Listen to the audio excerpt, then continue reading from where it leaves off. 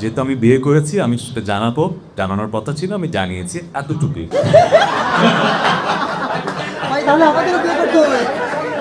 যেরকম উত্তর মজা করে দিতে চাই দিতে পারছি না। কেন তার প্রেমে পড়েছি, কেন তাকে ভালোবাসি, যেটা আমাদের খুব পার্সোনাল।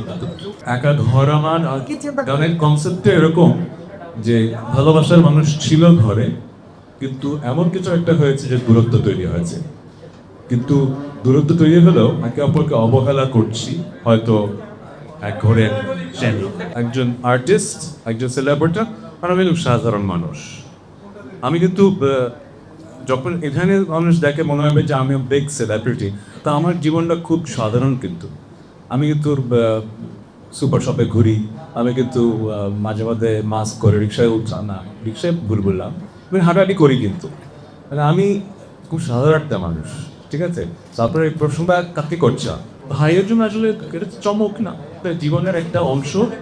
এটা জীবনের একটা অংশ, আমার পার্সোনাল লাইফের খুবই ইম্পর্টেন্ট অংশ। কিন্তু যেহেতু আমি এখন সেলিব্রিটি, তাই মানুষ আমাকে সেই সম্মানটা দেয়। মানুষ আমার কাছে জানতে চায় আমার পার্সোনাল লাইফে কী হয়, আগ্রহটা আছে। আমি লুকিয়ে তো না কম, যেহেতু আমি বিয়ে করেছি আমি সেটা জানানোর কথা ছিল, আমি জানিয়েছি এতটুকুই। এর বাইরে আসলে সাদর হাসান যে বিয়ে করেছে তার আর কিছু বলা। বিয়ে করেছেন, বিয়ের পরে যে অনুভূতিটা একদম আমাদের সাথে রয়েছে ভাই তাহলে আমাদেরও বিয়ে করতে হবে। বিয়ের পরের অনুভূতি আচ্ছা অনেকভাবেই পাওয়া যায়, হয় কি হিউমার আছে না, রসবোধ।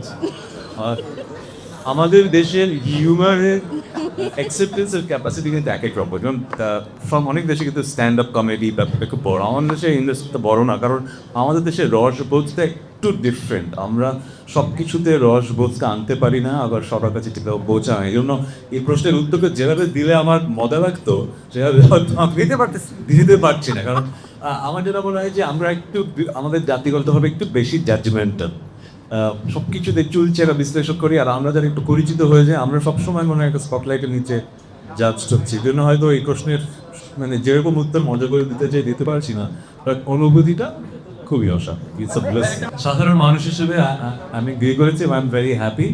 এবং সেলিব্রিটি হিসেবে কোটি মানুষের ভালোবাসা পাচ্ছি, শুভাকাঙ্ক্ষীদের উইশ পাচ্ছি, এটা নিয়ে আমি খুবই হ্যাপি।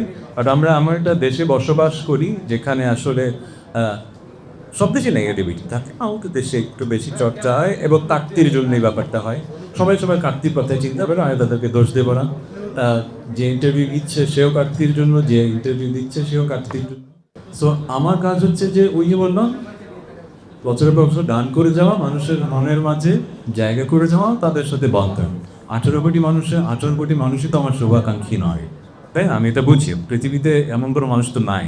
সো আমার কথা হচ্ছে আমি যাদের জন্য গান করি, তাদের জন্য গান করছি, তারা আমার এই সময়টায় খুশি হয়েছে। তো আমি নিজেকে ভাগ্যবান মনে করি যে আমি আমার একটি মানুষকে পেয়েছি যার পার্সোনাল লাইফে অনেক সুন্দর ঘটনা থাকে যেগুলো আসলে ক্যামেরার সামনে পাওয়া রুচিশীল। সো আমি কেন তার প্রেমে পড়েছি, কেন তাকে ভালোবাসি, যেটা আমাদের খুব পার্সোনাল। একটা সময় হয়তো ব্যাপারগুলো একভাবে দেখতাম, এখন যেভাবে দেখি যে ইটস আ ব্লেসিং আর তুই married. So I feel like আমি মেকি কোনো কথা বলে আসলে আপনাদের শোনাতে চাই না। I feel like life is amazing because I have met this person. Kita early obviously Rosa become celebrity Assam, artist Assam আর সাধারণ মানুষ আসাম। আমি পুরো ব্যাপারটাই আসলে একজন সাধারণ মানুষ, সে তার জীবনসঙ্গী খুঁজে ফেলেছে, বিয়ে করেছে। এর বেশি আমি কথা বলে পুরোটা মানে এটা একটা ন্যাশনাল ইস্যু আর বানাতে চাই না। আমার বন্ধুদের জানানো দরকার ছিল, আমি বিয়ে করেছি, জানিয়েছি এতটুকু নিয়ে গেছে।